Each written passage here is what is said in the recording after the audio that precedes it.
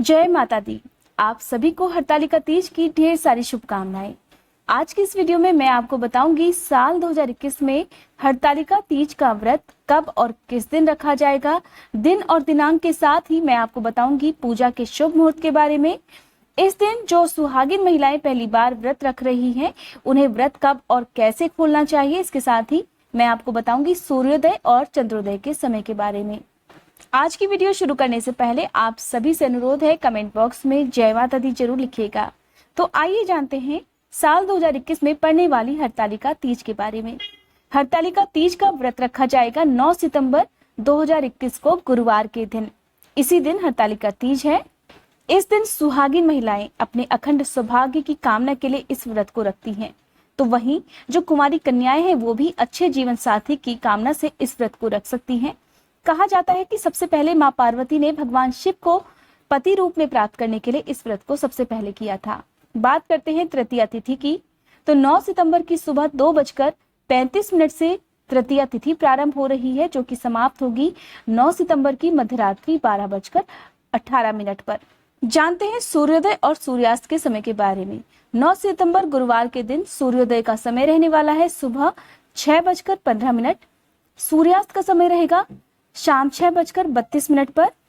चंद्रोदय का समय रहने वाला है सुबह 8:13 और चंद्रास्त का समय रहेगा रात 8:25 पर। अब मैं आपको बताती हूँ पूजा के सुबह और शाम के मुहूर्त के बारे में।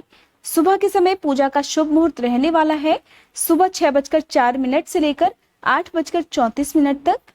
शाम की पूजा का शुभ मुहूर्त रहेगा शाम 6:34 से लेकर रात 8:52 तक। कहा जाता है शाम की पूजा प्रदोष काल में कर लेनी चाहिए। हरतालिका तीज के व्रत को सभी व्रतों में सबसे ज्यादा कठिन माना जाता है, क्योंकि इस दिन निर्जल और निराहार रहकर व्रत रखना होता है। इस दिन सुहागिन महिलाओं के मायके से श्रृंगार का सामान, मिठाई, फल और कपड़े आदि भेजे जाते हैं। हरतालिका तीज का व्रत मुख्य रूप से उत्तर प्रदेश के पूर्वी हिस्सों में और साथ ही बिहार में मनाया जाता है।